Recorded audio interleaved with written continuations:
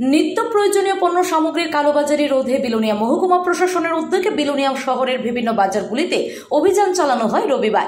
মূলত বাজারগুলোতে চিনি, পেঁয়াজ, আলু সহ বিভিন্ন পণ্য সামগ্রী অবৈধভাবে মজুত রেখে ক্রেতাদের কাছে অধিক মূল্যে বিক্রি করার অভিযোগকে সামনে রেখে এর সত্যতা খতিয়ে দেখতে এদিনের এই অভিযান বলে জানান মহকুমা প্রশাসনের আধিকারিকরা। এদিন মহকুমা প্রশাসনের তরফ থেকে কালোবাজারি রুখতে ব্যবসায়ীদের সতর্কবার্তা দেওয়া হয়। এই অভিযানের নেতৃত্ব দেন অতিরিক্ত মহকুমা শাসক আশিস বিশ্বাস, খাদ্য দপ্তরের আধিকারিক শাশ্বতী ভট্টাচার্য সহ অন্যান্য আধিকারিকেরা।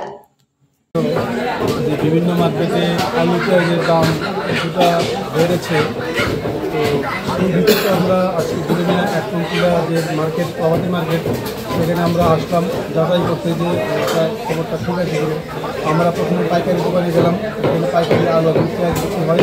তারপর আমরা খুচরা দোকানগুলো তার সঙ্গে যেখানে আলু পেঁয়াজ অন্যান্য সবজি বিক্রি হয়। আজকে বাজারে পাইকারি বাজারে 24 টাকা বিক্রি হচ্ছে পেঁয়াজ, 26-27 টাকা বিক্রি হচ্ছে আলু। খুচরা বাজারে এসে দেখলাম আলু এবং পেঁয়াজ একই দাম আছে, 30 টাকা বিক্রি হচ্ছে। আমি খুচরা দোকানদার করলাম যে আলুটা 30 টাকা এবং পেঁয়াজটা 28 টাকা বিক্রি করা থেকে দামের তেমন কোনো বৃদ্ধি হয়নি, স্বাভাবিক দামই বিক্রি হচ্ছে।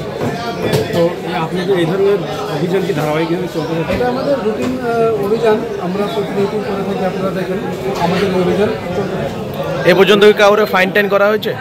আজকে আমরা তার উপর ফাইন করি, কারণ মার্কেটের আমরা যে দ্রব্যমূল্য বৃদ্ধি হয়েছে সেটা আমরা তাদের করতে এসেছি প্রশাসনের তরফ থেকে, এবং দেখলাম যে দ্রব্যমূল্য স্বাভাবিকই আছে, অবস্থা বজায় রয়েছে, স্বাভাবিক অবস্থা বজায় রয়েছে। এই অভিযানে কোন কোন দপ্তর আছেন? আমাদের সঙ্গে তো আমরা মহকুমা প্রশাসন আছে, আমাদের পুলিশ ইন্সপেক্টর আছে, ডিসিএমরা আছে, পুলিশ আছে। Bureau report, PB north east.